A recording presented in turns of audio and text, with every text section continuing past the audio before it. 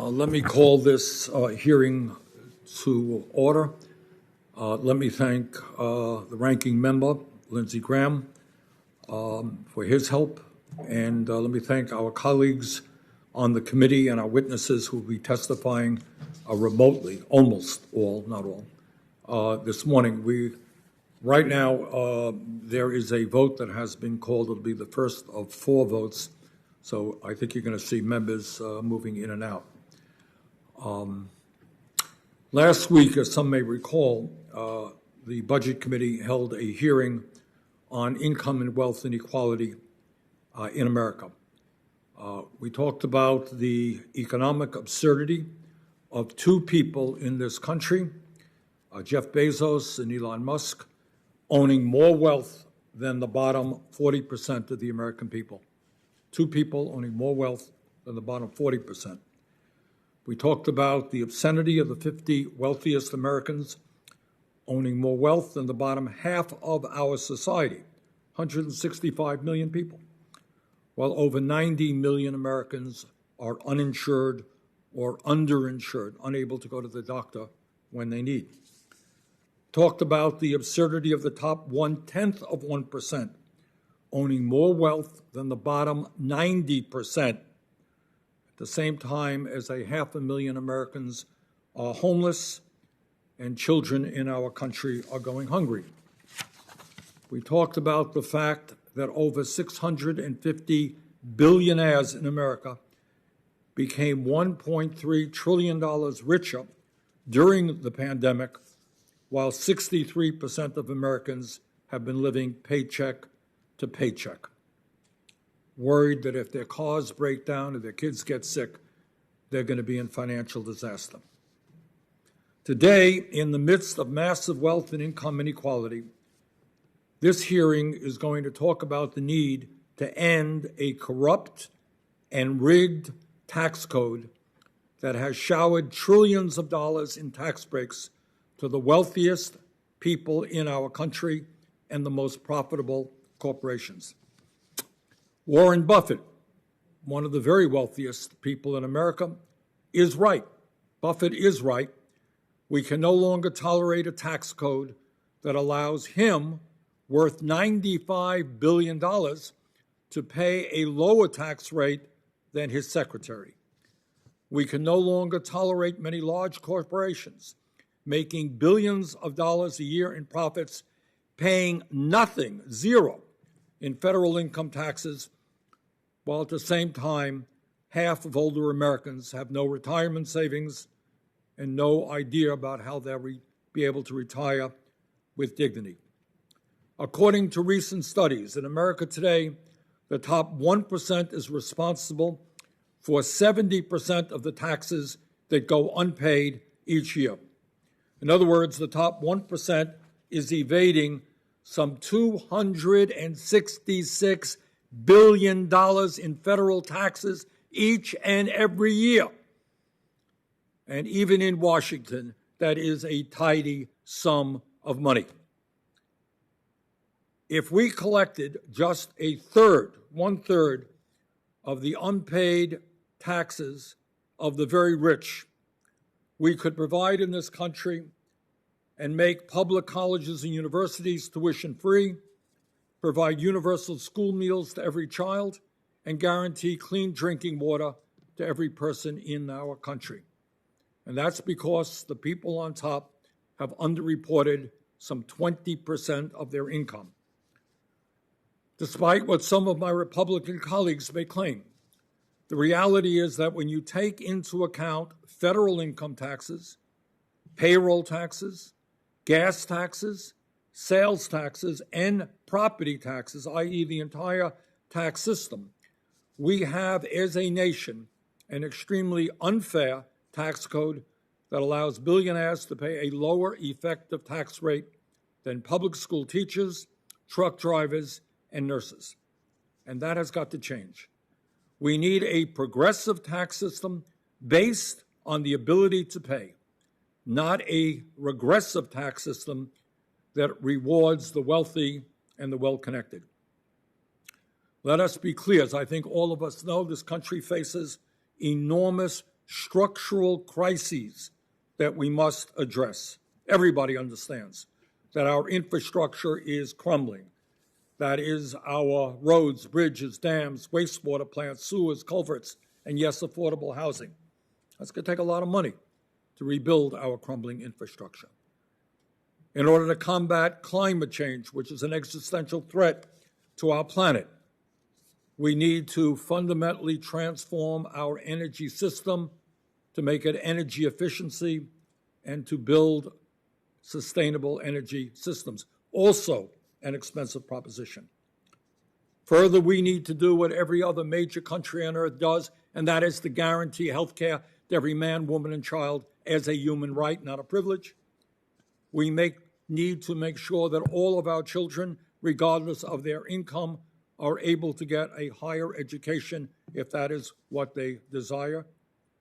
We need to expand, not cut Social Security, so that 20% of our seniors are no longer forced to survive on an income of less than $13,500 a year. Now, I think as many people know, as a result of the Trump tax cuts for the rich, in 2018, over 90 Fortune 500 companies not only paid nothing in federal income taxes, they actually received billions of dollars in tax rebates from the IRS. Profitable corporations pay nothing in federal taxes, get a rebate from the IRS. For example, just a few examples. 2018, Amazon received a $129 million refund check from the IRS after making $10.8 billion in profits. Delta received a $187 million refund check from the IRS after making over $5 billion in profits. Chevron received a $181 million refund check from the IRS after making $4.5 billion in profits. And this gross unfairness never ends.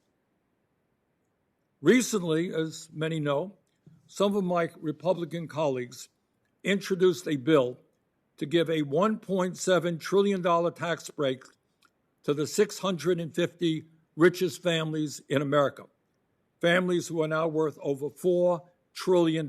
So in the midst of all of the problems facing our country, some of my Republican colleagues have decided that what we should do is give massive, massive tax breaks to the very, very wealthiest families in America, the top 0.1%. For example, under this effort to completely repeal the estate tax, which some of my Republican colleagues are talking about, the Walton family, the richest family in America, and the owners of Walmart would get a tax break of up to $88 billion. Got that? Richest family in America, under the repeal of the entire estate tax, will get an $88 billion tax break. Family of the wealthiest individual in the world, Jeff Bezos, owner of Amazon. Complete repeal of the estate tax would mean that that family would receive a tax break of more than $70 billion. Meanwhile, under that plan to completely repeal the estate tax, over 99.9% of families in America, including every family farmer, rancher, and small business owner, would get nothing, not a penny in tax relief. Why? Because the estate tax repeal only applies to people who inherit over $11.7 million in wealth. Well, needless to say, I have a very different perspective, and that is why I am introducing today an estate tax bill with Senators Whitehouse, Gillibrand, Reid, and Van Hollen that would do exactly the opposite of what my Republican colleagues would do. It would demand that the families of the billionaire class not only not get a tax break, but start paying their fair share of taxes. And by the way, interestingly enough, when we talk about the estate tax, I hope my colleagues understand this is not an idea invented by Bernie Sanders or some other progressive. It was an idea developed, created by a good Republican named Teddy Roosevelt. And as Teddy Roosevelt said, quote, and this is an important quote because it's relevant today as it was back then. Roosevelt said, "The absence of effective state and especially national restraint upon unfair money Unfair money getting has tended to create a small class of enormously wealthy and economically powerful men whose chief object is to hold and increase their power. The prime need is to change the conditions which enable these men to accumulate power. Therefore, I believe in a graduated inheritance tax on big fortunes, properly safeguarded against evasion, and increasing rapidly in amount with the size of the estate. End of quote. Teddy Roosevelt, Republican. And Roosevelt was, of course, exactly right. Further today, I'm introducing the Corporate Offshore Tax Dodging Prevention Act, legislation that would prevent corporations from shifting their profits offshore to avoid paying U.S. taxes and would restore the top corporate rate to 35%, where it was before Trump became president. Today, corporations are avoiding hundreds of billions of dollars in taxes by shifting their profits to offshore tax havens in the Cayman Islands, Bermuda, and other locations. Interestingly, in 1952, corporate income taxes amounted to 32% of all federal revenue. Today, that figure is down to just 7%. So here's the bottom line. We're living in a country which has enormous needs, have a very large deficit, and yet we have a tax code which enables the very, very richest people in America and the largest corporations to avoid paying their fair share of taxes. That has got to change. And with that, I am happy to give the mic over to my colleague, the ranking member, Lindsey Graham. Thank you, Mr. Chairman. These debates are very worth having, well worth having.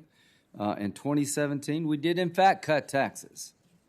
We cut taxes in a way to make American corporations competitive with a worldwide rate. What happened before COVID? You saw a rise in wealth among every segment of the American family. Latino and Hispanic household incomes increased. African American incomes increased. Women's income increased.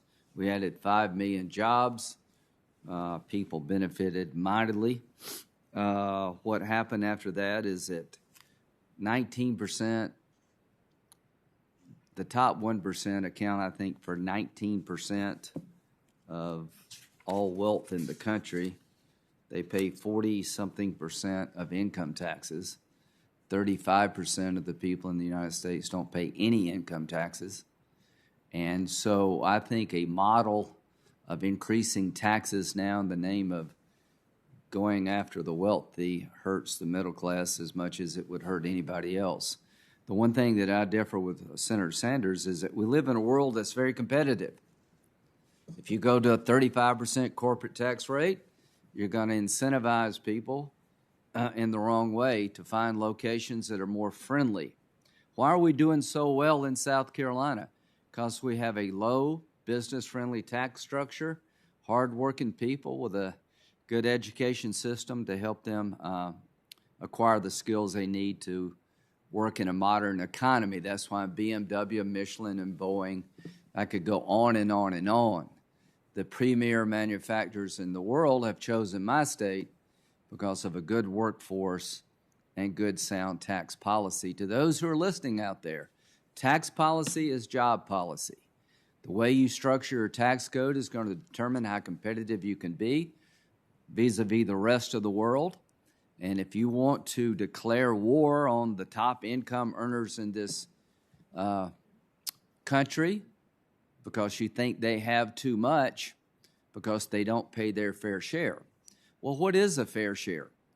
Reader's Digest has been doing polling on this issue for decades, and most people say around 25 or 30% is a fair share of anybody to pay. What Senator Sanders doesn't get, in my view, is most people who are struggling to make it out there would like to be wealthy and don't resent people who are wealthy who've done it right and fairly. So when the government's going to determine how much you can make, what the ratio should be of what a CEO can make in any company, what else are we going to do? So the bottom line is that free enterprise works. The model you're proposing has been followed throughout the world, and it crashes and burns over time. I'm not advocating eliminating the death tax, but I am advocating making it possible for people who worked all their lives to pass wealth to their families. And when Bill Gates' times comes, I think he's done a good job with his money. I don't want the government to grab all of it at the end. This insatiable desire by my friends on the left to grab as much money and power as they can is going to ruin the country. There has to be some balance that I do believe in a progressive tax code, but every time we meet, we're talking about another group of people in America to grab their money to do things with that politicians like on the left. And we'll see where this goes. We're going to have an election in 2022, and I want everybody in South Carolina to know that if Senator Sanders gets his way, it's going to be hard for corporations to remain competitive in our country. The reason people are leaving New York and California in droves to come to where I live is they're making it impossible to do business there. And we're not going to do that to the country with the Republican votes. I think our tax cuts in 2017 were well designed. They benefited everybody in the country, and we will fight you appropriately and respectfully as you try to rearrange America in a fashion that I think is contrary to what we stand for as a country.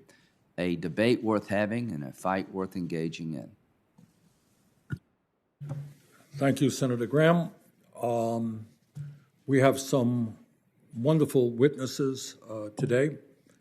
And let me begin with Abigail E. Disney. Ms. Disney is the CEO and co-founder of Fork Films, chair and co-founder Level Forward. She is a filmmaker, philanthropist, activist, and an Emmy-winning director. Ms. Disney is the granddaughter of Roy O. Disney, co-founder of the Walt Disney Company, which makes her an heiress to the Disney family fortune. Ms. Disney, thank you very, very much for being with us.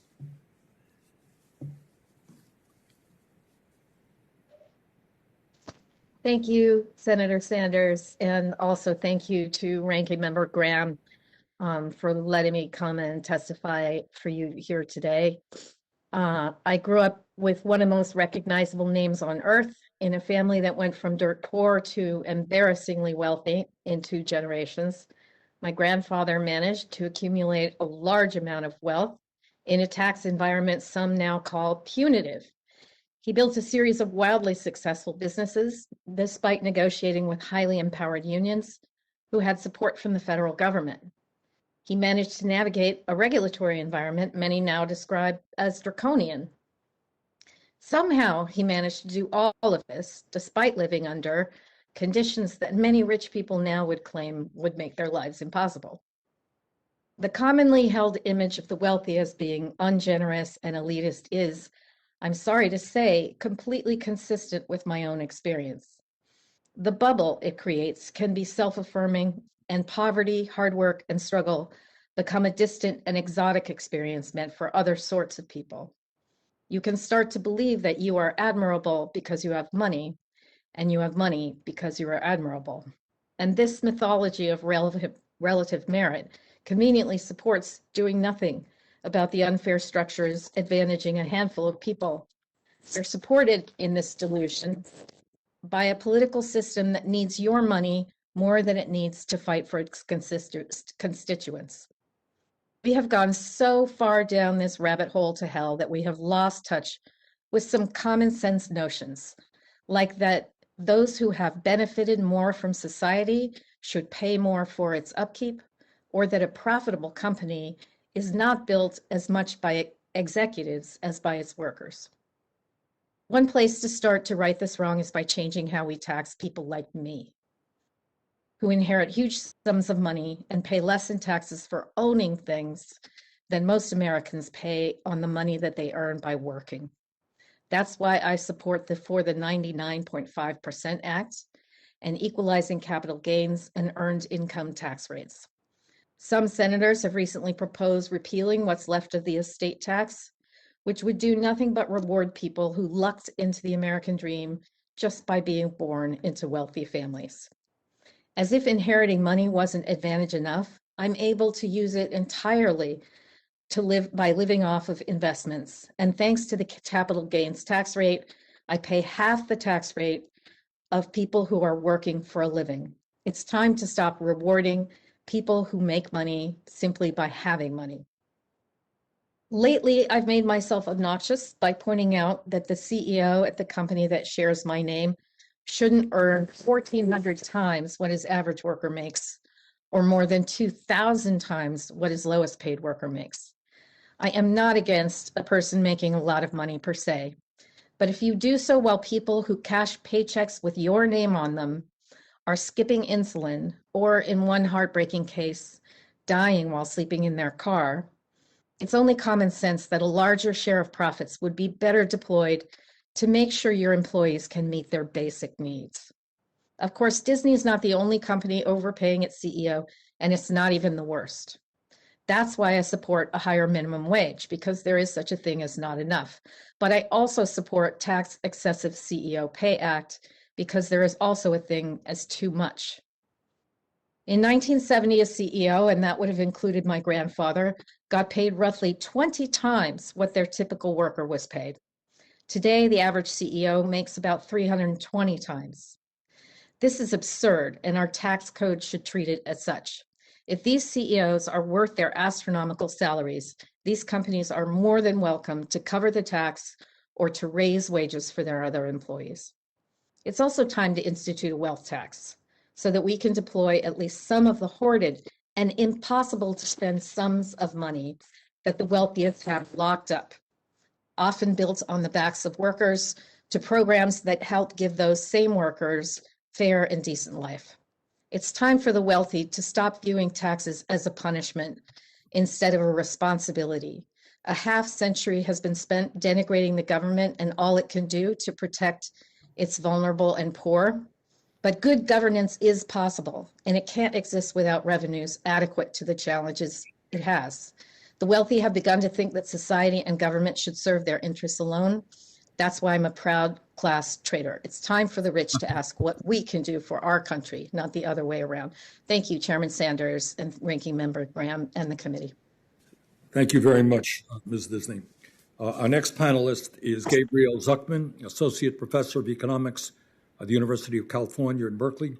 His research focuses on accumulation, distribution, and taxation of global wealth, and analyzes the macro distributional implications of globalization. Professor Zucman, thanks very much for being with us. Thank you, Chairman Sanders, Ranking Member Graham, and members of the committee for inviting me to testify today. My name is Gabriel Zucman, and I'm a professor of economics at the University of California, Berkeley. The United States used to have one of the most progressive tax systems in the world. Let's take a look. From 1930 to 1980, the top marginal federal income tax rate averaged 78%. This top rate reached as much as 91% from 1951 to 1963. No other country, with the exception of the United Kingdom, ever applied such high marginal tax rates on the wealthy. Moreover, the US tax system was progressive not only on paper, but in actual facts. All taxes included, the average tax rate of the top 0.1% highest earners reached 50 to 60% in the 1950s and 1960s. Today, the situation is very different. When taking into account all taxes paid at all levels of government, the US tax system looks like a giant flat tax that becomes regressive at the very top end. Americans pay on average 28% of their income in taxes. This is the official tax to national income ratio of the United States. And all groups of the population pay more or less 28% of their income in taxes.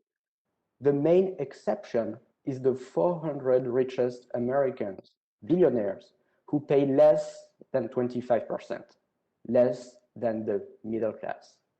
So how is this possible? Working class Americans pay a significant fraction of their income in payroll and sales taxes. Billionaires, on the other hand, enjoy two major tax breaks. Number one, dividends and capital gains, the two key sources of income for billionaires, are subject to low statutory tax rates of 20%. Second, and more important, a lot of the income of billionaires is not subject to the personal income tax. Jeff Bezos, Elon Musk, Mark Zuckerberg, Larry Page, Sergey Brin, Warren Buffett, I just named 6 of the 10 wealthiest Americans. They are all large shareholders of companies that do not distribute dividends. Their true economic income is their share of their company's profit, but because their companies do not distribute dividends, most of their economic income is tax-free. The only sizable tax that billionaires pay is the corporate tax they pay through the companies they own. But now a key problem comes into view. The corporate tax has almost disappeared. In the early 1950s, the corporate income tax collected as much revenue as the individual income tax, in both cases about 6% of national income. Today, the corporate tax raises only about 1% of US national income. A large part of the decline owes to the rise of tax avoidance, in particular the shifting of profits to tax havens. More than half of the foreign profits of US companies are booked in tax havens today. In 2018, according to the most recent data, US multinationals booked more profits in Bermuda and Ireland than in the United Kingdom, Japan, France, Germany, and Mexico combined. So how to make the tax system more progressive? With a stronger corporate tax, a more progressive income tax, and also with a wealth tax. Why isn't the income tax enough? Because many billionaires have little taxable income, so that even increasing the top marginal income tax rate would not make a significant difference to the taxes they pay. The proper way to tax billionaires is with a wealth tax. And a wealth tax can work. In the US, property rights are well defined. Most assets have clear market values. And when market values are missing, they can be estimated. There's no technical obstacle to making the tax system more progressive. Tax avoidance and tax evasion are not laws of nature, they are policy choices. Before the creation of the federal income tax in 1913, income taxation was decried as impractical, dangerous, a fantasy imported by European professors. Today, the federal income tax is widely recognized as a large success. The wealth tax on billionaires could be a success too. I look forward to your questions. Thank you. Thank you very much, Professor Zucman. Our next panelist is in fact with us today in the room, and that is Amy Hanauer, who is the Executive Director of the Institute on Taxation and Economic Policy. She has 30 years of experience working to create economic policy that advances social justice and is the Executive Director of ITEP, works to promote fair and equitable state and national policy. Ms. Hanauer, thanks so much for being with us. Thank you for having me, Chairman Sanders and Ranking Member Graham. Thank you for the opportunity to speak to this committee. My name is Amy Hanauer. I'm the Executive Director of the Institute on Taxation and Economic Policy. In 2020, the pandemic killed hundreds of thousands of Americans, and unemployment soared to levels not seen since we began collecting data in the 1940s. Despite that, Amazon's profits surged to $20 billion last year, but the company paid just 9.4% of its profits in federal corporate income taxes after paying 0 in 2018 and about 1% in 2019. Their total effective federal corporate income tax rate over 3 years was just 4.3% on $44.7 billion in profits. That's a far cry from the statutory rate of 21%. Netflix's 2020 profits surged to $2.8 billion because people went out less and watched more TV at home. Yet the company paid less than 1% of those profits in federal corporate income taxes after paying nothing in 2018 and about 1% in 2019. Over those 3 years, Netflix paid a total effective rate of just 0.4% on $5.3 billion in profits. Again, not at all close to the 21% statutory rate. And late last week, we learned that Zoom, the video conferencing platform that has become ubiquitous for meetings, saw its profits spike by a staggering 4,000% last year. But the company paid 0 in federal corporate income taxes for 2020. Zoom, Amazon, and Netflix are not alone. The pandemic has been hard on many businesses, large and small, and many reported losses last year. But some with profits, indeed, even some with record profits, still avoided paying corporate income tax. So far, my colleagues have found more than 50 S&P 500 corporations that reported profits but paid no federal corporate income tax last year, a year when our lives depended on public resources for testing, research, and vaccine distribution. Let me point out some truths about corporate tax avoidance. First, lawmakers could address this but have chosen not to. We knew about the corporate tax avoidance crisis long before Congress drafted a major tax overhaul signed into law by former President Trump in 2017.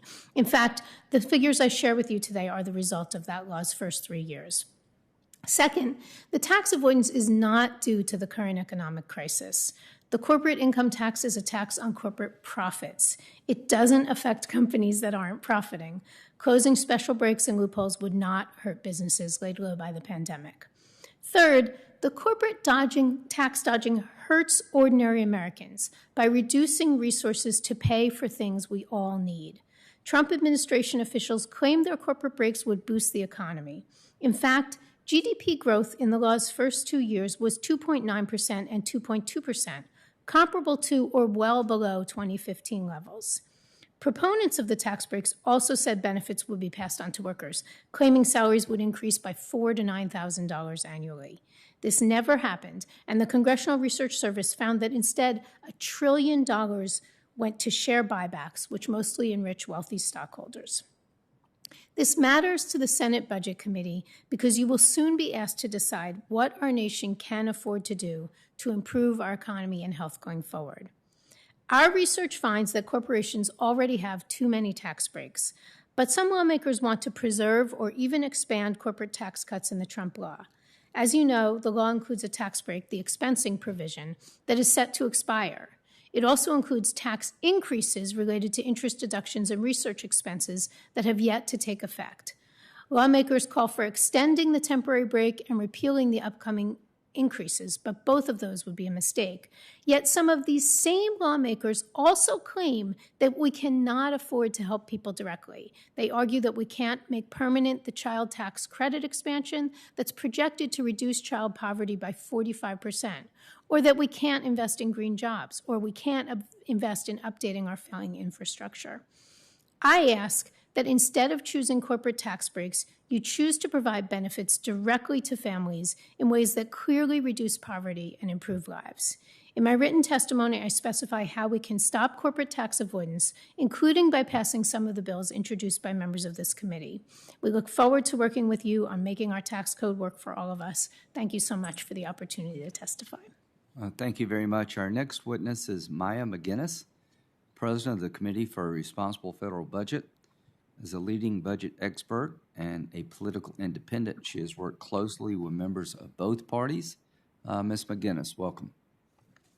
Thank you so much. Chairman Sanders, Ranking Member Graham, and members of the committee, thank you for inviting me here today. Let me start by saying that we've engaged in an unprecedented amount of borrowing in the past months, which is exactly what we should have been doing. This has been a terrible crisis, and while the most recent package was larger and less targeted than we thought was warranted, the overall COVID response has been very successful in fighting the pandemic, alleviating economic hardships, and fostering the recovery. The good news is that we seem to be coming out of the worst part. The bad news is we had a mountain of debt before the crisis, and we have a much larger mountain now. Going forward, we are on track to borrow $15 trillion over the next decade, assuming there's no new borrowing. And borrow have major insolvent trust funds, including both Social Security trust funds. This leaves people who depend on these programs vulnerable. It leaves our economy vulnerable to shifts in interest rates and foreign demand for our debt. And it leaves the nation vulnerable as the national debt is a national security threat as well. So I appreciate the topic of the hearing because revenues will have to be a significant part of the solution. The main point I'd like to make today is that they alone will not fix the imbalances we face or pay for the expansive agendas that are being discussed. So one of the tricky things about paying the fair share is, of course, that fair is in the eye of the beholder. I personally think that making the tax code and our spending programs more progressive is the right thing to do in light of trends in inequality, mobility, security, and opportunity. So here are some options to consider. Clearly, we need to do something about the very large tax gap and ensure that people pay what they actually owe. We should look to reduce tax expense. Year alone will lead to $1.8 trillion in lower revenues. And while some of these breaks are worthwhile, many are expensive, regressive, distortive, and we should make a number of changes. We should also consider changes to the estate tax and how we tax capital. On the corporate side, the rate reduction to 21% far exceeded what most think was necessary in terms of competitiveness, and we can bring up that rate, though I have always thought the more sensible approach is to tax more on the individual side rather than the corporate side because capital is so mobile. One thing we most certainly should not do is tax cuts further for the well. We should not do further tax cuts for the well-off. For example, by restoring the SALT deduction, which would provide an average of $40,000 in annual tax cuts for millionaires and billionaires. So I think that would be one of the most unwise tax policies we could be considering. How far will this get us? To stabilize the debt at today's level of 100% of GDP over the next decade, which is very high, it would take $4 trillion in savings. This could be done by enacting all of President Biden's proposed campaign agenda, tax increases, higher tax rates, limits on tax expenditures, expanding the minimum tax, et cetera. If you want to finance his spending agenda as well, probably $11 trillion in new initiatives, you'd have to go further from what is already a pretty aggressive set of tax increases, for example, by imposing wealth tax, transaction tax, boosting individual and corporate rates as high as 50 and 35% respectively, and this would still leave a $6 trillion hole. A more expansionary set of policies such as Medicare for all, free college, student debt cancellation would cost even more. And even if net revenues were able to be kept below 30 trillion, you'd need to impose either a 32% payroll tax, a 25% increase in all income tax rates, including raising the bottom rate to 35 and the top to 62, a 42% VAT, or doubling the individual and corporate income tax rates, or some combination. So the point is, we need to look at both sides of the ledger. Going forward, the growth in deficits is driven primarily by growth in health, retirement, and interest, which are responsible for 86% of the growth in spending over the next decade. Types of measures we could consider on that side: measures to control healthcare costs, for sure, that would have many benefits. Changes to save Social Security, which also can be used to make this program more progressive, same as the tax code. So we could start by means testing or changing the benefit formula. Other changes will need to be made to save Social Security, including lifting the payroll tax cap, broadening the base, increasing the retirement age, and/or fixing COLAs. Finally, we should reinstate reasonable discretionary spending caps at a level that we can actually stick to. So the fiscal hole is so deep that basically all credible options will need to be on the table, and the longer we wait, the longer this list will have to grow. Fiscal responsibility is not about big government or small government. It's about being willing to pay for the priorities you want to spend money on. Shifting costs to the future is at odds with the principle of serving as a good steward for the economy, the nation, or the next generation, even when that is money well spent. So thank you again for hosting this hearing today. It's so important that we focus on these important issues. Thank you, Maya. Scott Hodge is next, president of the Tax Foundation. He is recognized as one of Washington's leading expert on tax policy, the federal budget, and government spending. Mr. Hodge. Thank you, Ranking Member Graham, Chairman Sanders, and members of the committee. I appreciate the opportunity to speak with you today. Let me suggest that there is no objective standard for what defines fair share. It is a purely subjective concept. But there are facts which are objective, and the facts suggest that the U.S. tax and fiscal system is very progressive and very redistributive. Let's dive into some of those facts. We'll start with individual taxes and move on to corporate taxes. According to the latest IRS data for 2018, the year after the Tax Cuts and Jobs Act, the wealthy in America now bear the heaviest share of the income tax burden than in any time in recent history. The data shows that the top 1% of taxpayers pays 40% of all the income taxes. By contrast, the bottom 90% of taxpayers, about 130 million taxpayers, combined pay less than 30% of all income taxes. It's hard to say that the tax code is rigged in favor of the rich when more than 53 million low and middle income taxpayers, that's 1/3 of all taxpayers, have no income tax liability because of the numerous credits and deductions that have been created over the last few decades. Since the creation of the child tax credit in 1997, the percentage of income tax filers who have no income tax liability has increased from 23% to nearly 35%. The doubling of the child tax credit in the Tax Cuts and Jobs Act knocked more than 4 million taxpayers off the income tax rolls. Redistribution is also at record levels. According to a recent CBO report, the bottom 60% of households in America receive more in direct government benefits than they pay in all federal taxes. Meanwhile, the top 20% of households paid $1.7 trillion more in taxes than they received in direct government benefits. These figures demonstrate the results that one would expect from a highly progressive and tax and fiscal system. Now let's look at the corporate side of the tax ledger. Now, if the tax code was rigged in favor of corporations, we would have more of them. Today, there are about 1.6 million corporations, the fewest number in 50 years, and 1 million fewer corporations than there were in 1986. The likely reason for that decline is the fact that we have levied one of the highest corporate tax rates in the developed world for the past 30 years, and the fact that, of course, that corporate income is taxed twice, once at the entity level and again at the shareholder level. But because of the growth in pass-through businesses over the last few decades, more business income is taxed today on individual tax returns than on traditional corporate tax returns.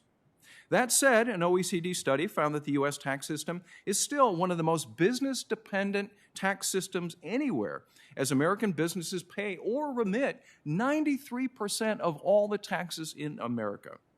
More importantly, economic studies show that workers bear at least half of the economic burden of corporate taxes through lower wages, with women, low-skilled workers, and younger workers impacted the most. Another OECD study found that the corporate income tax is the most harmful tax for economic growth because capital is the most mobile factor in the economy. So raising the corporate tax rate would not only slow the economy, it would hurt marginal workers. The Tax Foundation's General Equilibrium tax model determined that raising the corporate tax rate to 28% would reduce long-run GDP by nearly 1% and eliminate nearly 160,000 jobs. Over the long term, we found that the model shows that middle and low-income taxpayers would see their incomes fall by 1.5%. Raising the corporate tax rate to 28% would once again give the United States the distinction of having the highest corporate tax rate in the industrialized world after factoring in our state rates. This is no time to do that when France and Sweden and other countries are cutting their corporate tax rates to attract more investments and jobs. In fact, China's corporate tax rate is 25%, and we don't want to lose ground against our biggest economic competitor either. Now, let me conclude by saying the best way to address inequality in America is through permanent tax policies that promote increased productivity, more jobs, higher real wages, and real economic growth. That's the kind of inclusive growth that all of us should be able to support. Thank you for your time and attention. I would appreciate any comments or questions that you may have. Thank you, Mr. Chairman. Thank you very much, Mr. Hodge. And again, I'm going to apologize. There are a number of votes taking place on the floor, so you're going to see people disappearing for a while. Let's start the questions off with Professor Zucman. Professor Zucman, how does it happen that the top 1% in the United States are able to underreport about 21% of their true income? What is that? How do they do that? And what does that mean for tax revenue in our country? Thank you very much, Senator, for your question. Indeed, according to a recent study that was published earlier this week, the top 1% underreports about 20% of its true income. By contrast, the bottom 50% of taxpayers underreport about 7% of their true income. So income underreporting appears to rise quite significantly with income. And that's due to a number of reasons, but one reason I want to emphasize is the dramatic budget cuts that have happened for the IRS over the last decade that severely limit the ability of the IRS to audit high-income taxpayers extensively. And I think it is critically important, and in fact, this should be the number one step towards a fairer tax system, to increase the IRS budget for enforcement. This is essential to improve the actual progressivity of the tax system. And let me mention two areas where enforcement could be improved, and two reasons why there's a significant tax gap at the top. One is that there is substantial evasion in complex business structures, including partnerships. And second, there is continued offshore tax evasion, the concealment of assets and income in offshore tax havens. These are two areas where there is a need for much stronger enforcement. Professor, thank you very, very much. Let me go to Ms. Hanauer. Ms. Hanauer, in 2018, Amazon, one of the most profitable corporations in the world, paid nothing in federal income taxes. Now, people are shocked to hear that. How does that happen, that a hugely profitable corporation owned by the wealthiest guy in the world pay nothing in federal income tax? Yeah, thank you so much for that question, Senator. I mean, I think that there are three primary ways that you see very profitable corporations avoiding income tax. One is the offshore corporate tax avoidance that Professor Zucman talked about. And we could address that by equalizing rates on domestic and foreign profits, or coming as close as possible to doing so. I know you've had a bill to address that, and I think that that's a very good direction to go in. A second is in a more domestic way, which is that a lot of companies use accelerated depreciation or even expensing to avoid taxes on their assets, and we would favor instead having economic depreciation on those assets. And again, I think that that's something that you have proposed. And another way that we see a lot of domestic tax avoidance is having this stock options book tax gap, where when companies pay out compensation in stock options, they report one thing to the IRS and they report something entirely different to their investors. That does not make a lot of sense. So we agree with Professor Zucman that better funding the IRS is part of the solution, but so is addressing these three major forms of avoidance. Okay, thank you very much. Let me direct a question to Ms. Disney. Your father and uncle created, one of the great iconic corporations in the world. Did the high tax rates of the 1950s and 1960s cause your family to work less hard and be less innovative? Thank you, Senator Sanders. I would offer that the proof for that is probably in the pudding. We know that the 50s and the 60s were some of the most creative, successful years at the Walt Disney Company. They were never entirely working for the money. And so what the tax environment was really didn't have an impact on how they went about their business.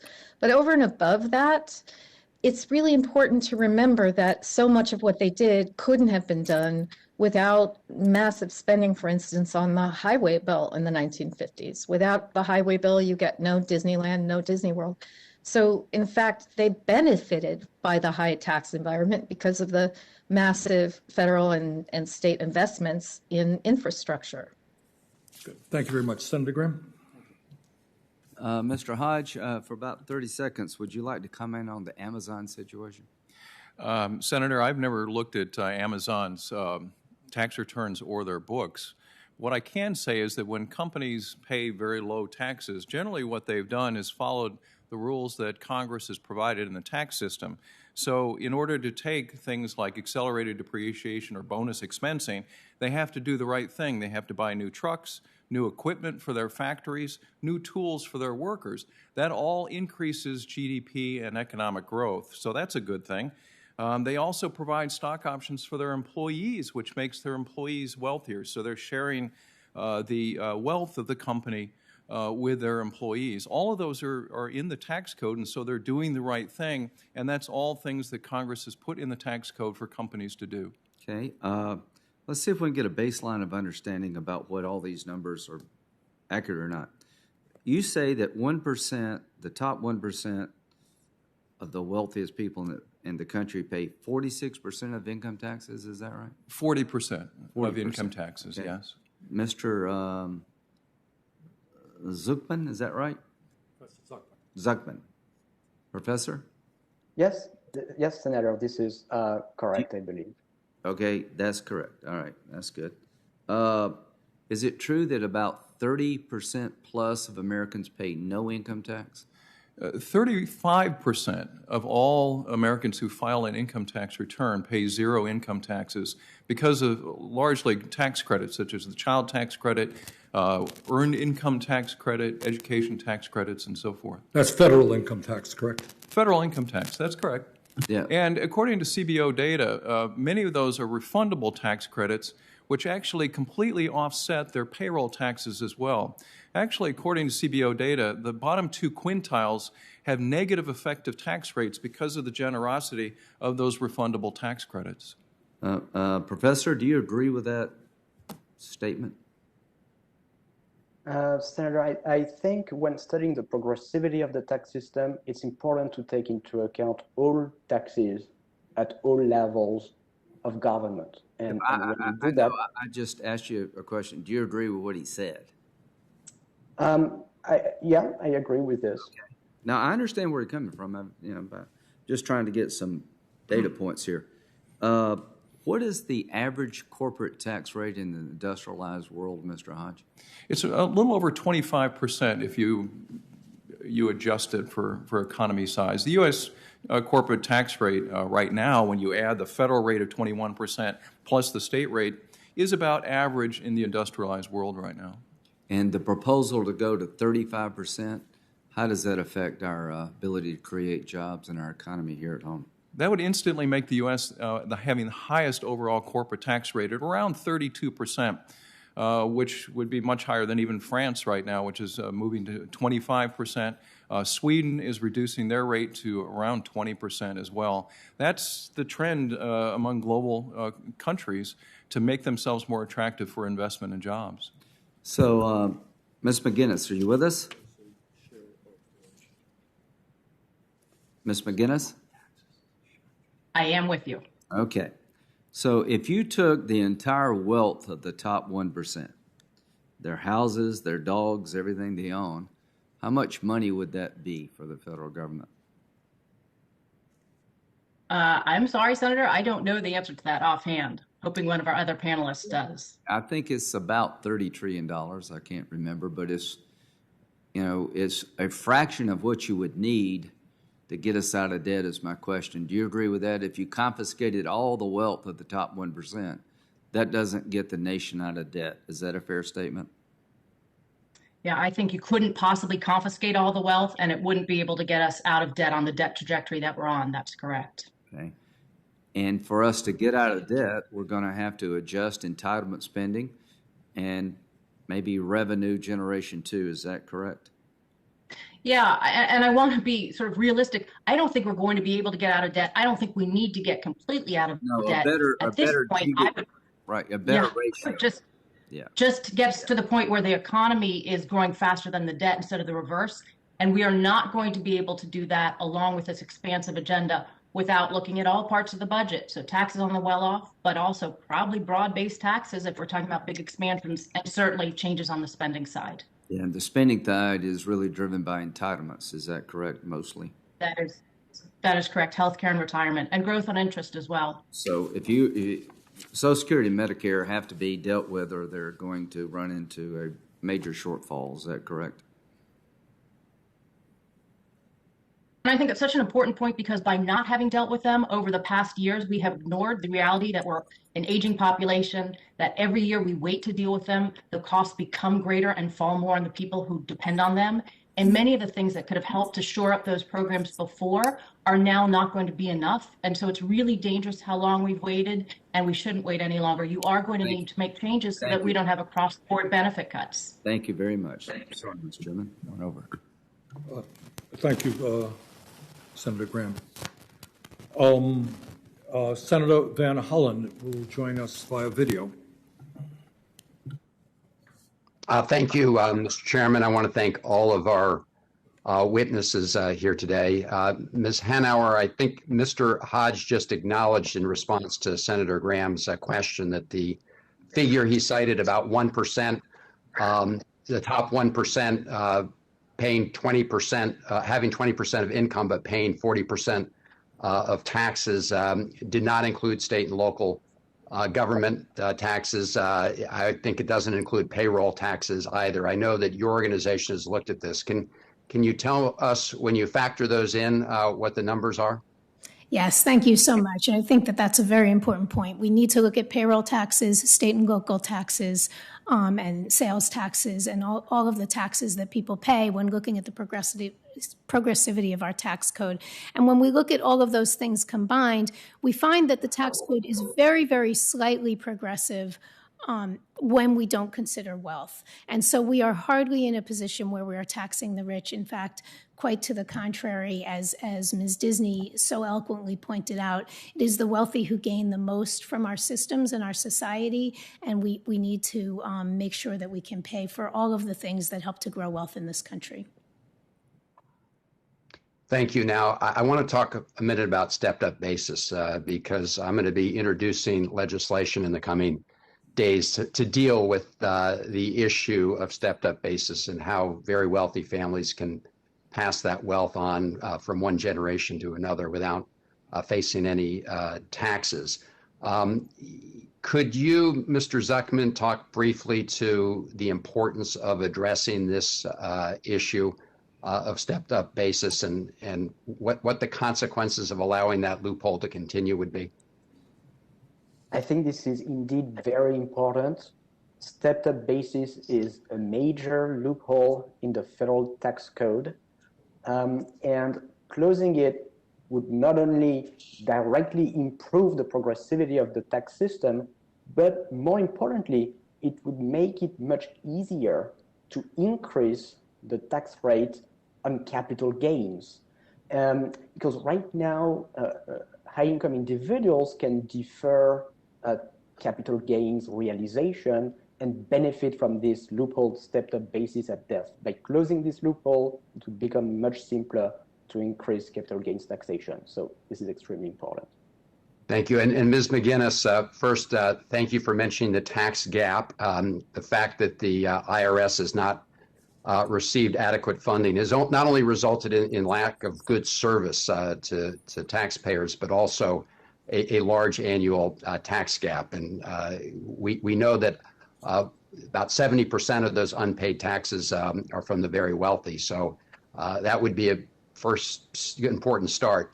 But I know you mentioned in your testimony the issue of looking at taxes on capital, individual capital. And what are your views on addressing the stepped-up basis problem?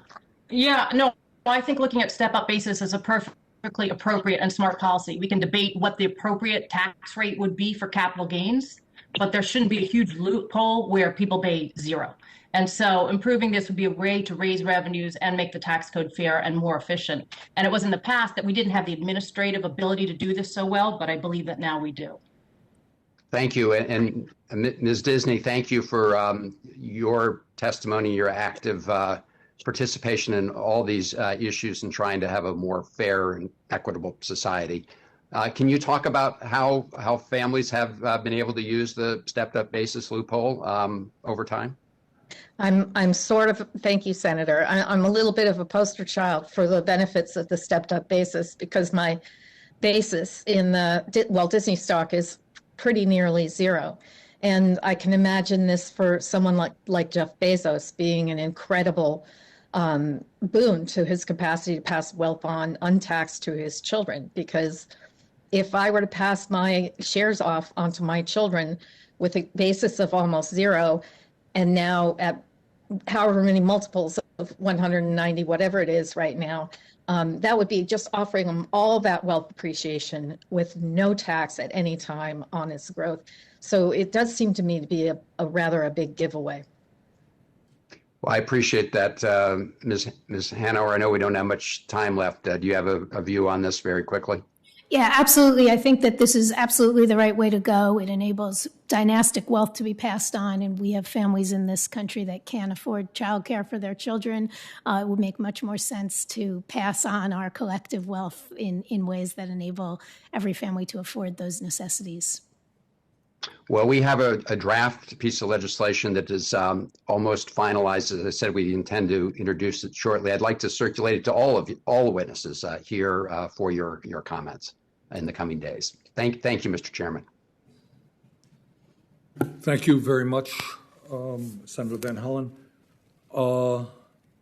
Senator Kaine, I believe, I don't know that we have any Republicans on the line, so Senator Kaine. Your timing is perfect. Thank you, Mr. Chair. I wish my timing were always as good as it just was, and I thank you for calling the hearing. I think this is a very important one. And to the witnesses, you've probably noticed we've been alternating between votes and other committee hearings, but glad to have you with us. And I think there's a lot of big ideas about tax reform that are out there. I think Senator Wyden has an idea about tax reform. Senator Cardin has, I think, often introduced a comprehensive tax reform bill that would look at a consumption tax. Senator Johnson, and I don't know if he's been here today, has ideas about tax reform. I hope we might get into a big kind of theory of, or structural tax reform discussion. My worry about 2017, not only did I oppose the bill, but it wasn't really tax reform. I just viewed it as a set of tax cuts benefiting people at the top. And I'm a little bit nervous. I think we'll probably get a proposal from the White House dealing with taxes potentially as a pay-for an infrastructure plan, and they might all be individual items that I approve, but I'm not really sure it's going to be tax reform. I think it's just going to be a readjustment back from what we did in 2017, and I'd love to have a significant discussion about tax reform.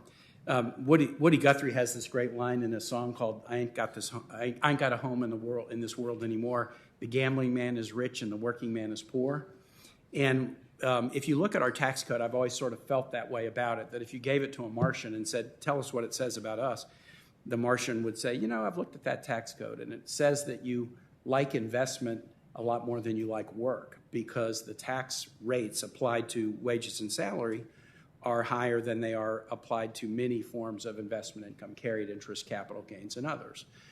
I really like investment, but I like work every bit as much. And I just don't like the fact that we have a tax code that does not tax earnings at the same level as wages and salary, investment earnings, because it skews the way we structure transactions, skews the way people choose to get paid, but it also has a significant disadvantageous and inequitable effect on lower income people because they don't have the ability necessarily to get paid in ways that get the lower tax rate applied. So really my one question to y'all is why not have a tax code that basically kind of treats income as income and applies the same tax rates to all kinds of income, capital gains, interest, dividends, carried interest, wages, and salaries?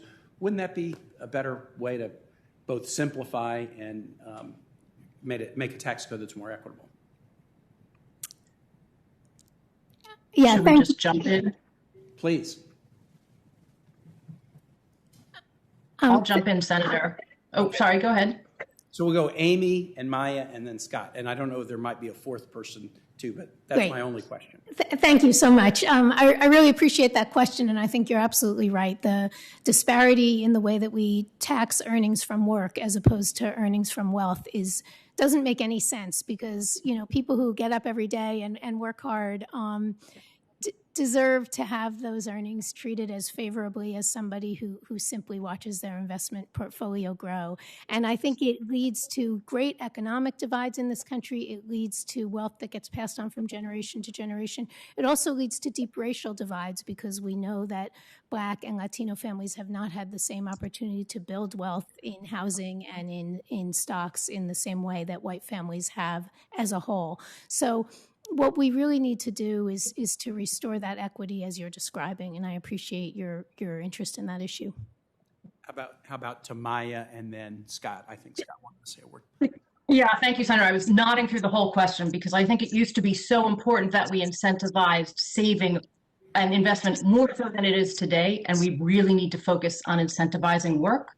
I think that's true both in the tax code and also on the spending side of the budget. What I really wanted to add is your point about comprehensive tax reform is so critical because our entire economy is changing massively, whether it's still ongoing issues in globalization, technology, the future of work. We have so many tax breaks that make no sense. We have to clean this up and do a big overhaul, keeping in mind issues of competitiveness, economic growth, changes in technology, and income inequality. So I really welcome that approach.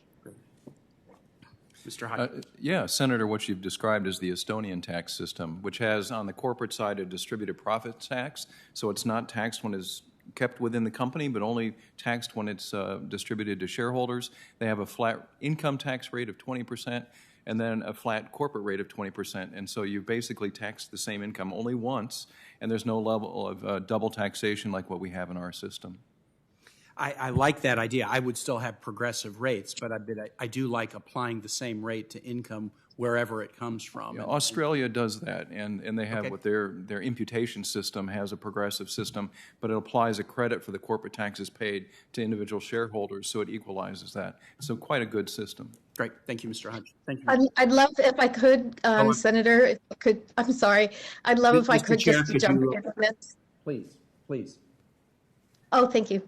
I just wanted to say, as a beneficiary of the favorable capital gains tax rate and the way that just in general we privilege ownership over work, I get the same amount of money at the end of every day, whether I've been sitting on my tuchus filing my fingernails or whether I've actually been a contributing member of society. And I think it's really important to remember that tax code is as much a message as anything else. And what the message that we're sending right now with our tax code only reinforces the idea people have of themselves at the very high end of society, that they're somehow better, more worthy, more valuable to society. When, as we know, it's quite the opposite. The people we need most of all and called for a year now essential are the people who do the work every day. Ms. Disney, thank you. Mr. Chair, I just want to say my grandfather, Leo Michael Burns, grew up with your grandfather, Walt Disney, in Marceline, Missouri. Fabulous. Senator Johnson. Thank you, Mr. Chairman. I couldn't be more pleased to be following the comments from Senator Kaine. There's an awful lot of area of agreement. I think I mentioned at our wealth disparity hearing that income ought to be taxed as income. Income's income. And as a result, I don't think there's any secret I was not a real fan of the 2017 tax reform. I, in the end, voted for it because I think we needed a more competitive tax system, and I don't think we were. I don't necessarily agree with Ms. McGinnis when she said that we overshot the corporate rate. But during that time frame, I was talking to people like Senator King and Senator Kaine, as well as a lot of economists on all sides of the political spectrum, about what I called the true Warren Buffett tax. Close to 95% of American businesses have their business income taxed at the ownership level. I think, Maya, you were talking about the fact that it's best to tax individuals. So what I was proposing is make all business income taxable at the individual level. Turn C Corps into pass-throughs. Actually talked to Mr. Buffett about this because I was going to call it the true Warren Buffett tax. He was intrigued by it. I'm not saying he supported it, but he was intrigued enough to put me in touch with his shareholder services company to iron out the details. We had about a hour-long meeting with 3 experts from Joint Committee on Taxation. I think at the end of that meeting, I think everybody decided that, yeah, this is a change, but what those shareholder services companies have to do for companies and shareholders is far more complex than what I was contemplating. So this is doable. And the advantage of it, and let me just quick lay out, and Mr. Hodge, you obviously were working on this. You helped me score it. I'd like you to try and score this again. But in the simple way of talking about this is, let's say a little old lady in Oshkosh, Wisconsin owns a share of stock, and $100 of income is attributed to that share. So she's going to get something like a W-2, says you have to report $100 of income, but the corporation has already deposited, like payroll withholding, $25 on your behalf. Now, the benefit here is the tax has already been paid. Again, Mr. Hodge, you were saying 93% of taxes are collected from corporations. So we've got the tax collected. But that little old lady, if she's only got a 10% tax rate, she'll be able to claim a 15% refund. Now, Warren Buffett, he'll have to pay more taxes, which means there'll be a little bit more pressure for corporations to divest themselves of all this pent-up capital. They'll have to pay more dividends for a more efficient allocation of capital. This would incentivize low-income earners to become shareholders. Again, it will force corporations not to pay tax. The individuals are paying tax, but to distribute income for a more efficient allocation. Now, if there's all kinds of things for that corporation to invest, they can sell more stock, and they'll be able to get capital. They can also borrow money. So, Mr. Hodge, I know we spoke about this. First of all, let me ask you, are you willing to do another round? I think I've got some people interested in this. I've just met with my White House liaison, gave her all the information as well.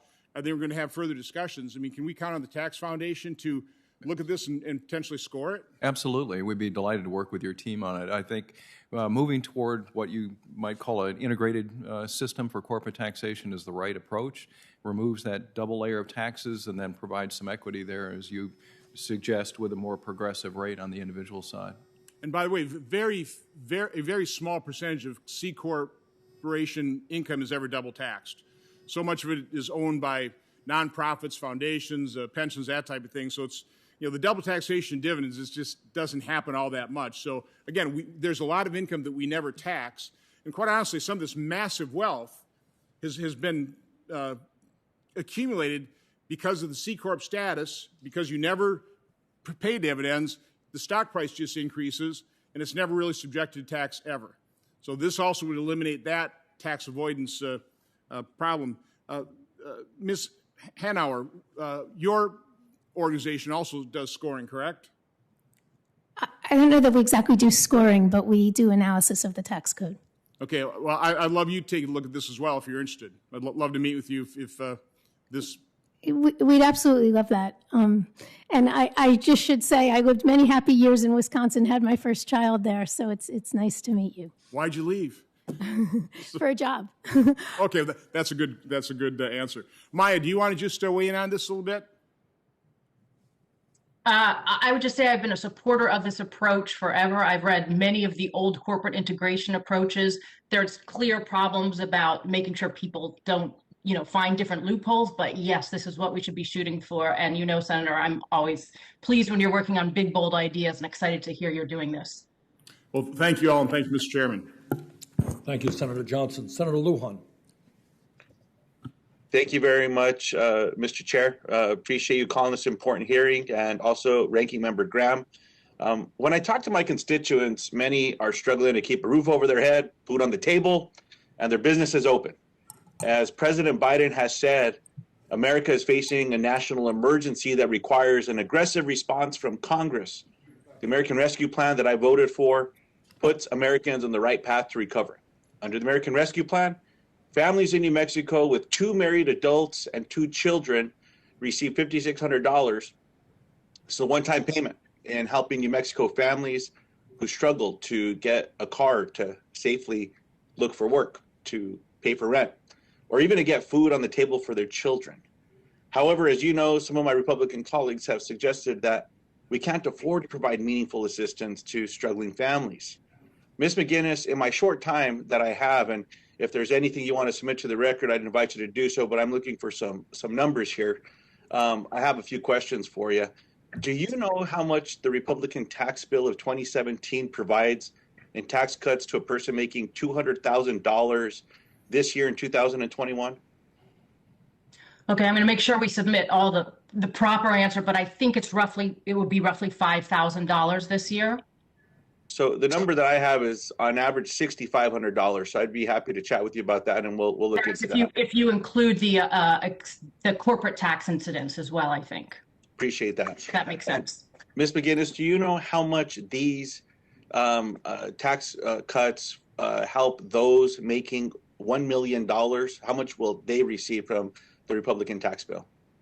And if you're counting that corporate part as well, probably in the neighborhood of $50,000.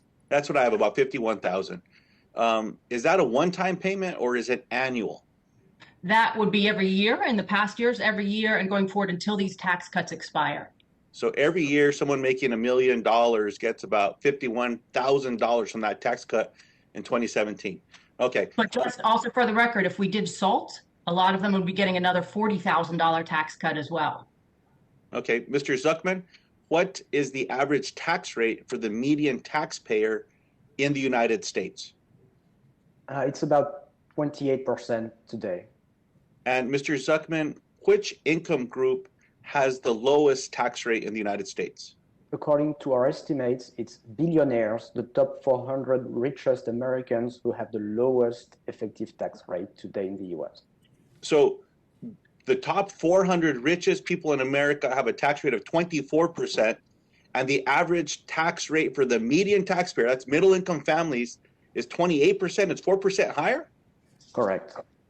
Is that current tax system progressive or regressive? It's a tax system that is not progressive, that's mildly progressive up to the very, very rich, and then becomes steeply regressive at the very top end. Can you just help middle-income families back in New Mexico understand this a little bit more? Yes, absolutely, Senator. So what's really important to understand is that all Americans pay a lot in taxes, including working class Americans. They pay payroll taxes, they pay sales taxes. Very wealthy Americans pay the income tax, but for billionaires, the income tax is only a very small fraction of their true economic income. Or to put it differently, it's just very small compared to the profits of the companies they own and compared to their wealth. And that's why, at the end of the day, you end up in a situation where billionaires as a group have a lower effective tax rate than the middle class. I appreciate that response. Mr. Chairman, what it seems to me is that the richest amongst us, and I congratulate them for their wealth, they've done well for themselves. But when the richest amongst us in America pay the lowest rates, the richest amongst us have over $50,000 more every year from the 2017 tax bill. The Republicans' tax plan cost Americans $1.8 trillion and largely benefited the largest corporations and the wealthiest 1% of Americans. However, our colleagues from the other side of the aisle now insist that the United States cannot afford to provide a meaningful relief to these middle-class families, including in New Mexico. It just seems wrong to me. 24, 28, those numbers just don't add up. And I'm hopeful that we can all work together to provide relief to families back home that I represent. Thank you, and I yield back. Senator Lujan, thanks very much. Senator Toomey. Yeah, I would just point out to my colleague from New Mexico that he might want to take a look at the approximately $4 trillion that Republicans voted for over the course of last year, the large majority of which were direct payments in one form or another to low and middle income people. To suggest that Republicans are unwilling to do anything is to simply choose to ignore the very recent history.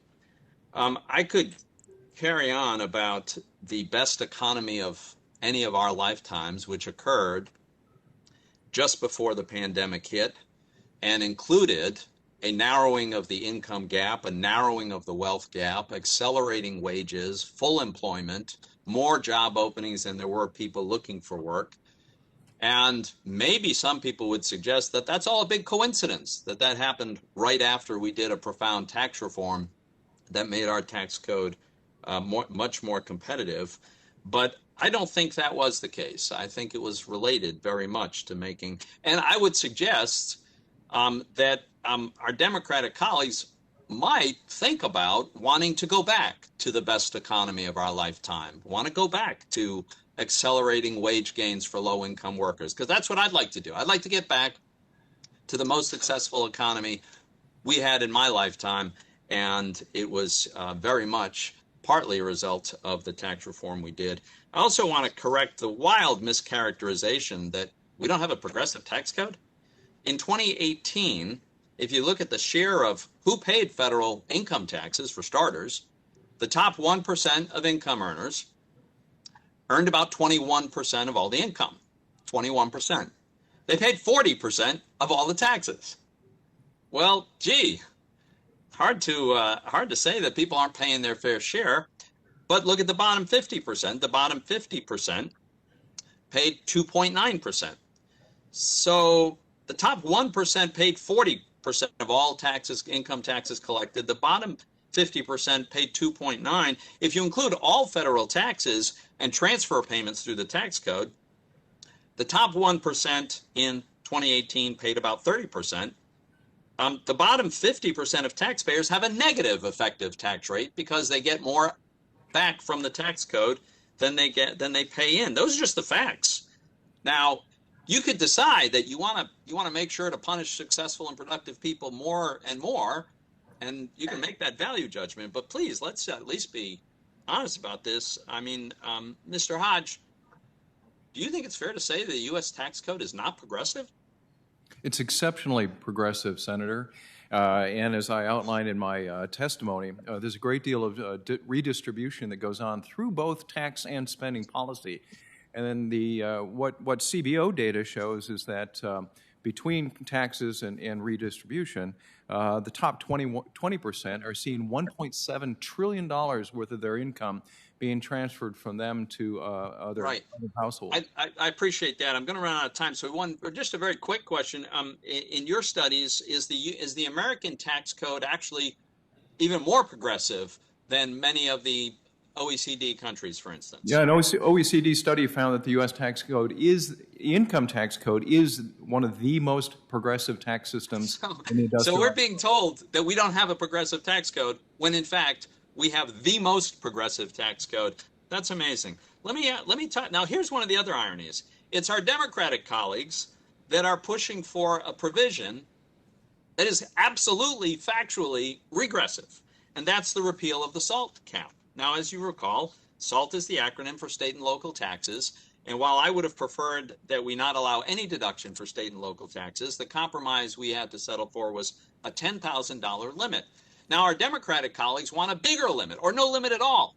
And what the ability to deduct state and local taxes does is it simply transfers the tax burden to lower income people who don't have large state and local taxes to pay, and it takes it away from wealthy people who do. So, if you live on the Upper East Side of Manhattan and you've got a multi-million-dollar home, you've got a lot of state and local taxes.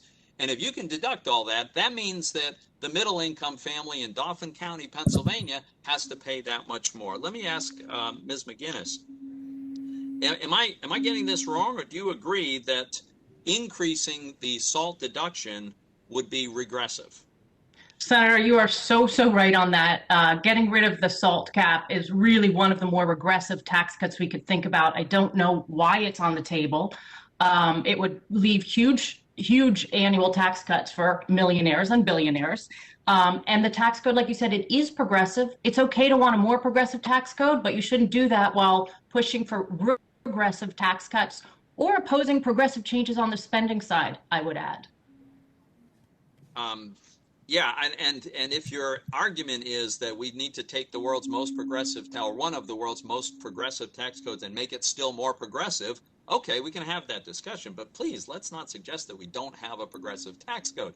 I mean, that's just patently ridiculous. I would also, again, stress, there's actually a lot to be said for having an economy where there are more job openings than there are people looking for work, where the income differential is narrowing, where it's narrowing at an accelerating pace. I mean, I have yet to hear someone tell me what's wrong with the direction we were heading in. We had a hearing in this committee a few days ago where the data set that was presented to us was cherry-picked to create a misleading impression that the income differential was widening, when in fact for 10 years now it's been narrowing. All I'm saying is I think that's a good thing. And I'd like to get back to a booming economy where people are experiencing that accelerated earning and narrowing the income and wealth gap. Ms. McGinnis,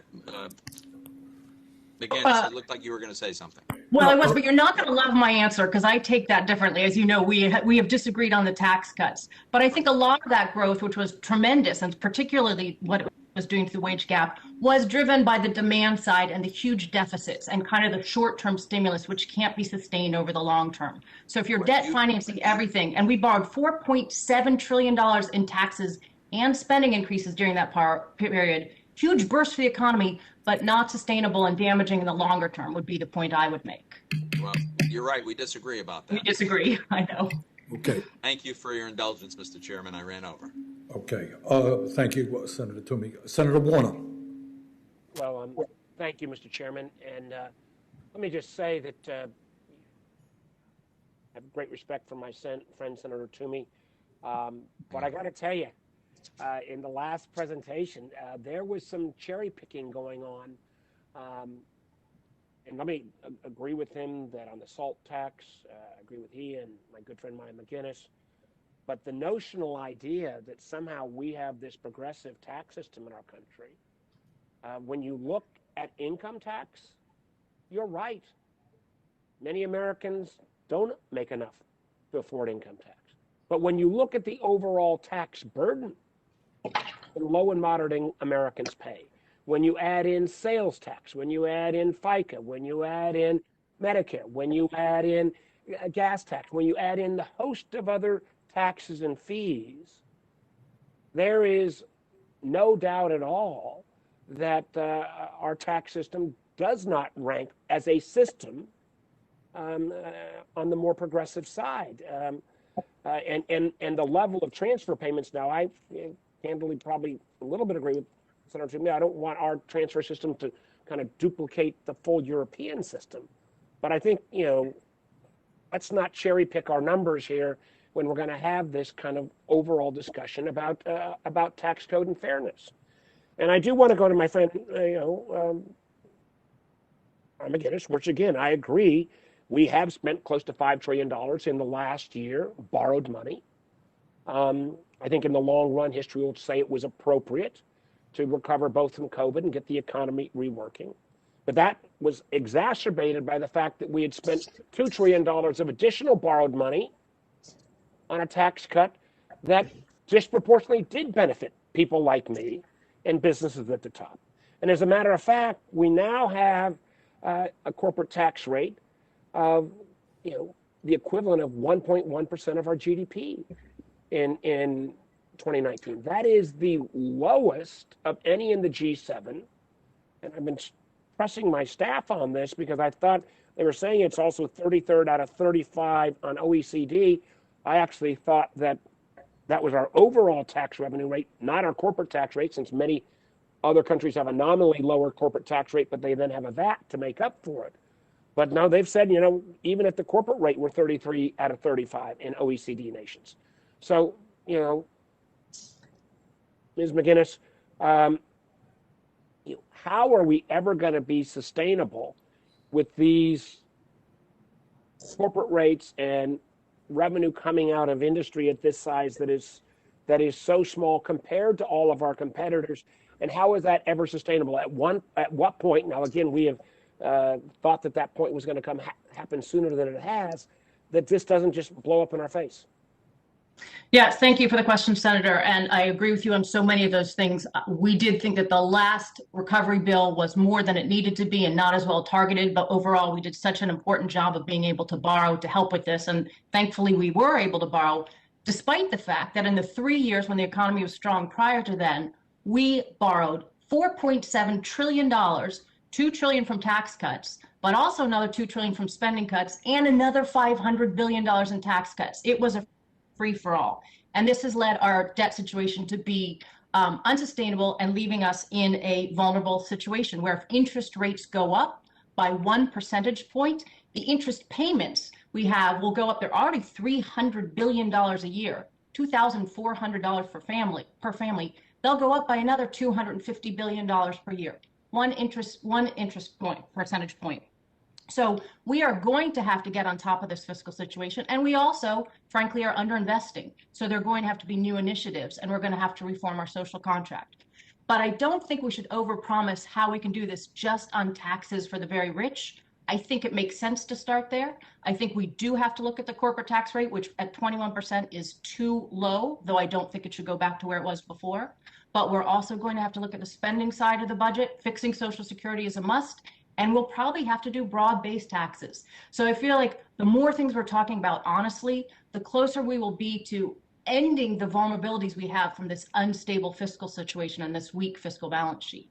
Well, I agree with you. I also think, when we have a federal spend rate before COVID that had R&D, infrastructure, and any kind of training programs as less than 10% of our federal spend, that is a bad business plan that I would never invest in. I know my time is out, Mr. Chairman, but I will submit for the record a question, Mr. Zuckman, about the fact that whatever intentions that came out of the so-called tax reform of 2017, the guilty and fitty terms that most Americans don't recognize, unfortunately resulted, particularly in terms of R&D and intangible assets, in actually companies moving more of their operations offshore, not back to America. Senator Brown, Senator Wyden, and I are working on proposals to try to correct that, and appreciate the opportunity to have this issue brought to our forefront, Mr. Chairman. Thank you. While Senator Sanders is off to vote, I'll continue this hearing and begin with my statement. While millions of working families in California and across the nation are struggling to keep up with their bills, stay in their homes, and put food on the tables after decades of stagnant wages and the devastating impact of the current economic crisis due to the pandemic, the federal tax code clearly works well for the wealthy and for large corporations. Just looking at last couple of decades, under Republican administrations, Congress has passed tax cuts that have largely benefited top earners and business interests. The 2017 Republican tax law alone was particularly regressive, providing more than $1 trillion in tax breaks to corporations and the top 1% of earners. This law has allowed billionaires to pay effectively lower effective tax rates than many working families. It is also, and this is equally important, it has failed to deliver on the promises of a business investment boom even before the pandemic. By contrast, President Biden and congressional Democrats passed the American Rescue Plan, which is delivering critical tax relief to working families by delivering direct payments, improving the Earned Income Tax Credit, and enhancing the child tax credit that will cut child poverty in half this year. As we continue our work to defeat COVID-19 and reopen our economy safely, pursuing a progressive tax agenda is critical to building a more equitable and prosperous future for all Americans. Now, I do have an area of questioning for Professor Zuckman and Ms. McGinnis. Relative to the IRS. Following nearly a decade of funding cuts, the Internal Revenue Service's capacity to enforce our tax laws, particularly for the wealthiest corporation and the wealthiest families who tend to have more complex filings, has been severely diminished. In the past 10 years, the agency has been forced to eliminate 22% of its staff, and funding for enforcement activities has dropped by about 30%. These cuts have primarily benefited the wealthiest households and corporations that fail to pay their taxes in full. A 2019 study found that 70% of owed but unpaid taxes, equaling $267 billion, is explained by the underpayment by the top 1%. Since 2012, the number of tax returns filed by millionaires that were audited fell by 72%.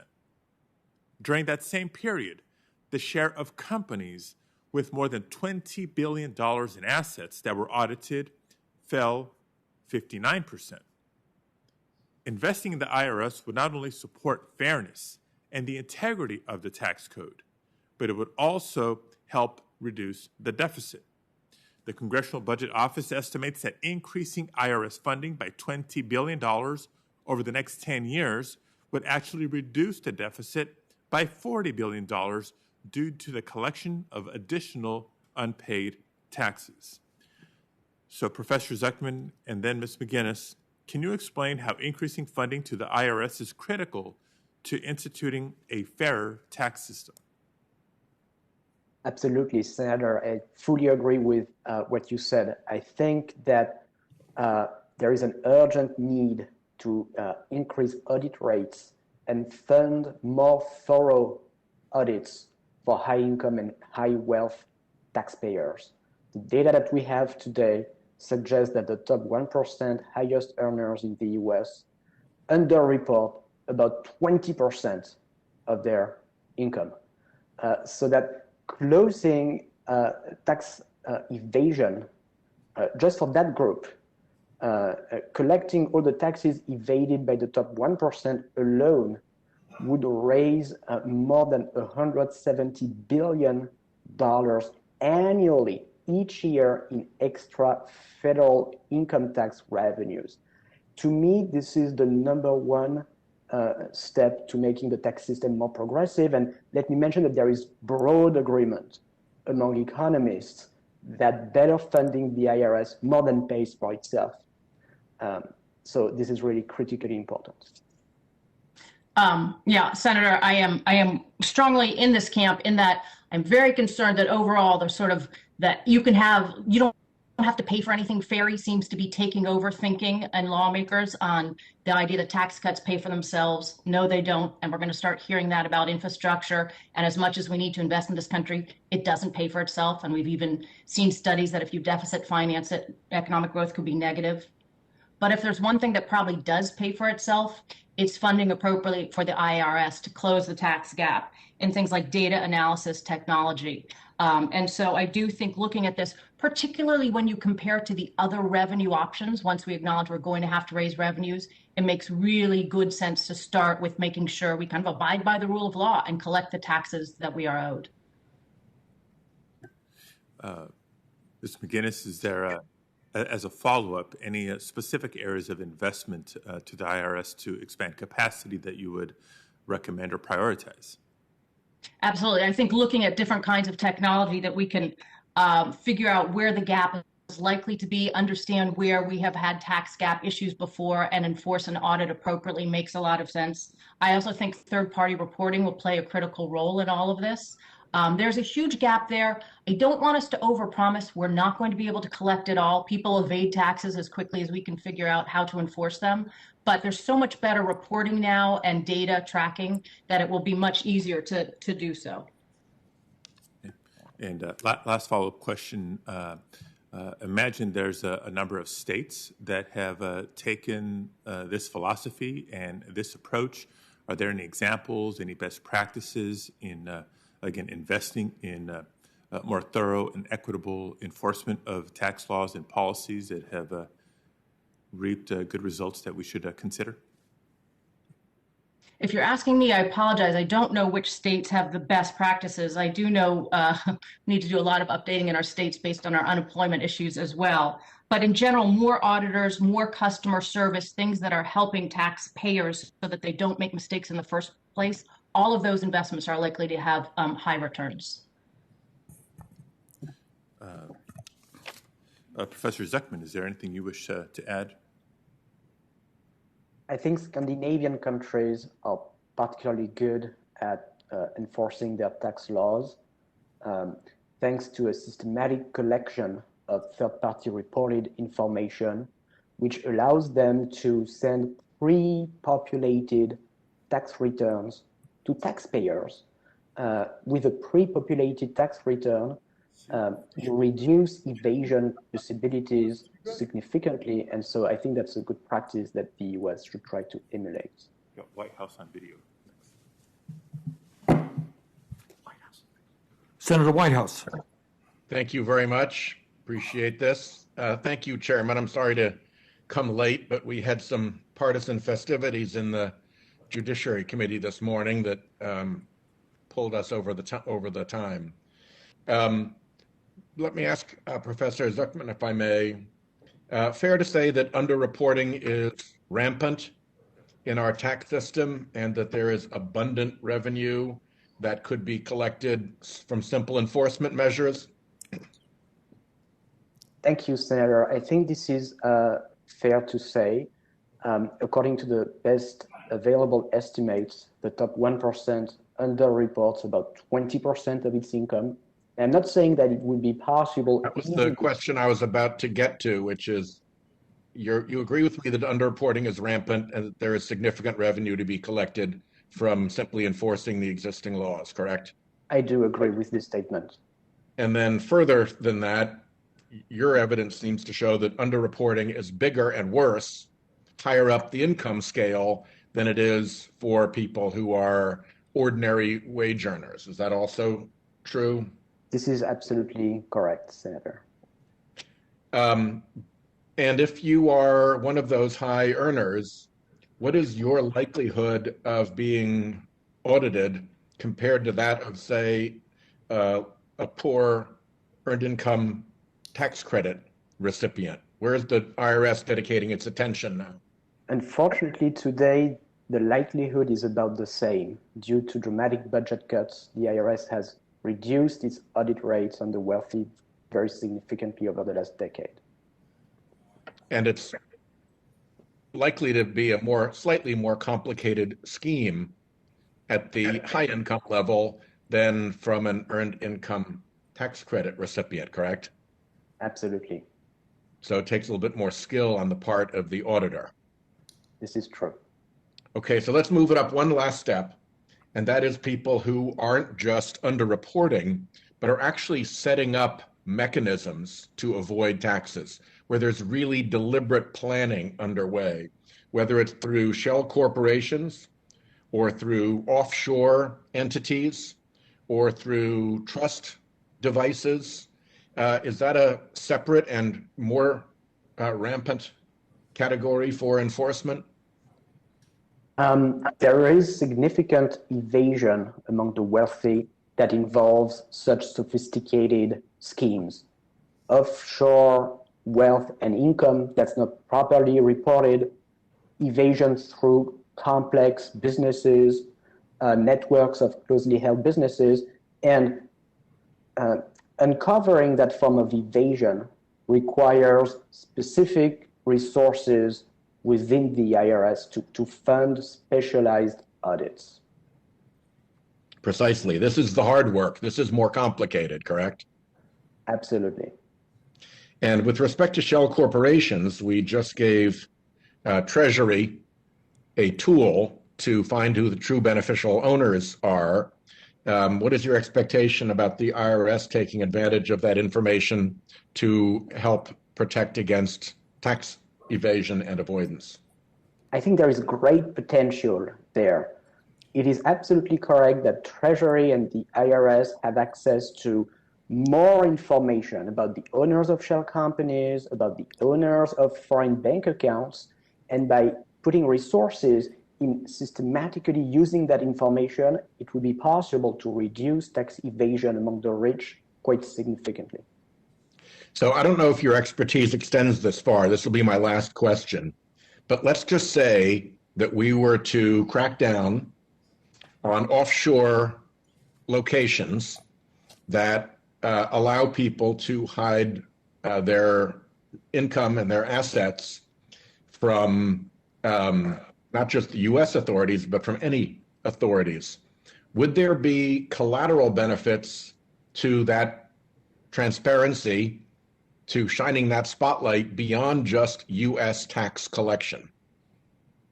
Oh, yes, absolutely. There would be benefit for other countries as well if there was an effort on the part of the US at fostering more financial transparency. There's a lot of financial opacity today. financial transparency would benefit the world as a whole. Yeah, thank you, Chairman, for this. I'll just flag, we're working on this in other committees as well, that the way that these dark economy enterprises support international criminal cartels, support kleptocrats, support enemies of our country who are planning against our country but use the shelter of the banking system for the assets they have stolen. This goes beyond just tax collection. It gets into a whole variety of even national security implications. So I'm grateful for you calling this hearing, and I apologize again for being a late arrival. Senator Whitehouse, thank you very, very much. Senator Braun. Thank you, Mr. Chairman. I was in here earlier and heard part of the conversation with Mr. Hodge. I've got a question for you and then one for Maya. Coming from the world where you have to pay your bills or else you're out of business, I've noticed here from modern monetary theory to the fact that there aren't any guardrails. Don't disagree with Sheldon said in terms of getting more revenue out of what should be collected. But what I see mostly is an intractable $1 trillion deficit that we've kind of shrugged off. And I think we're right at the cusp of seeing what we do about it. Well, obviously, there's one side of the aisle that thinks we can spend a whole lot more, which will inevitably raise that structural deficit on top of everything we spent for COVID. And I'm not taking on where we should spend the money. I just like to keep the entity healthy in the long run for as many people that look to the federal government, for what they want from it. It's not a good business partner in my mind when you control your economics the way it does. I want to focus on corporate tax rates. And this would, in my mind, there's a difference between C Corps and sub-S's, LLCs, partnerships, proprietorships. That's Main Street. Corporate tax is based upon someone that is in a huge entity that's got a lot of advantages that you wouldn't have on Main Street.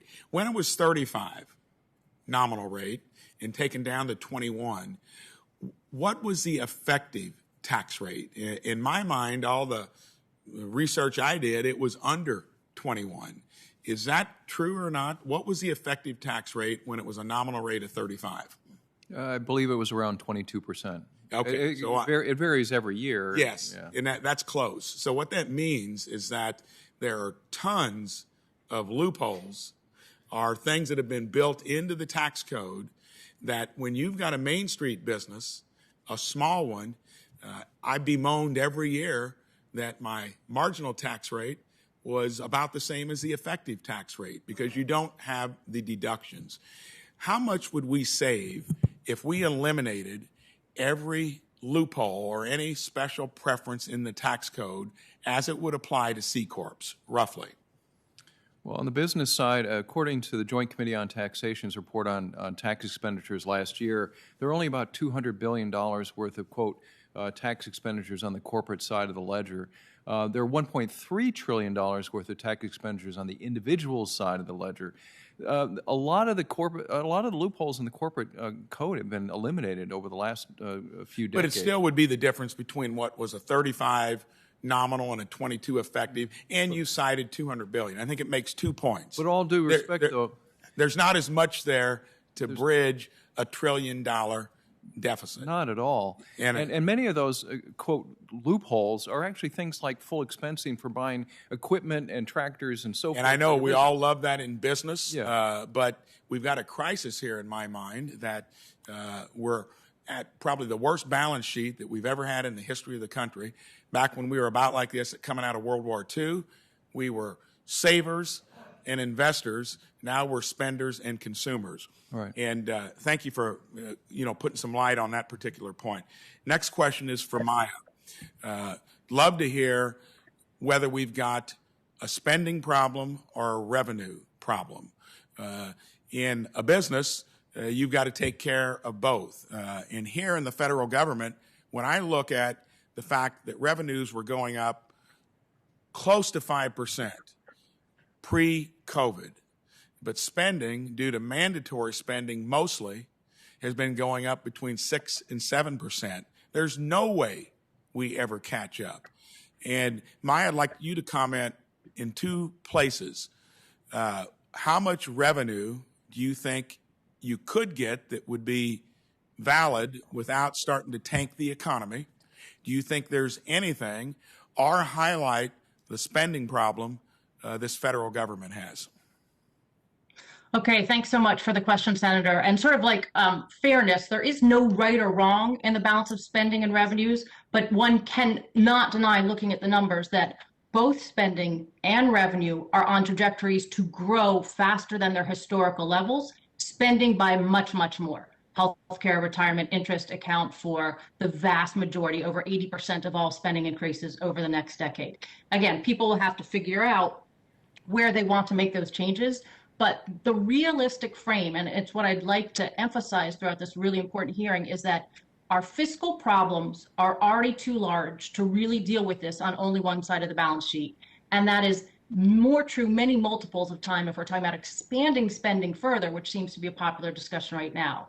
It would take $4 trillion just to stabilize the debt at 100% of GDP. That's already way too much. It would take $9 trillion to bring the debt back down to balance. I doubt we'll be able to do that. It would take $11 trillion to pay for the Biden agenda. Many important things there, but we should not pretend those can just come from taxing millionaires and billionaires. So the point is, and I think it's what you're making, this fiscal challenge is huge. It's really important. It leaves us vulnerable in so many places, and we have to look at all sides of the balance sheet. But you cannot ignore that the growth in spending has been driving this for quite some time, and that will become more true with the aging of the population and healthcare costs and growing interest. Thank you for driving home that point. Thank you, Senator Braun. And I believe that Senator Braun is the last of our senators. So let me take this opportunity to thank all of our panelists for their testimony. And I want to thank all of the witnesses as well. All of their written statements will be included in the record as information for all senators. Questions for the record are due by 12 o'clock noon tomorrow, with signed hard copies delivered to the committee clerk in Dirksen 624. Email copies will also be accepted due to our current conditions. Under our rules, the witnesses will have 7 days from receipt of our questions to respond with answers. With no further business before the committee, this hearing is adjourned. Thank you.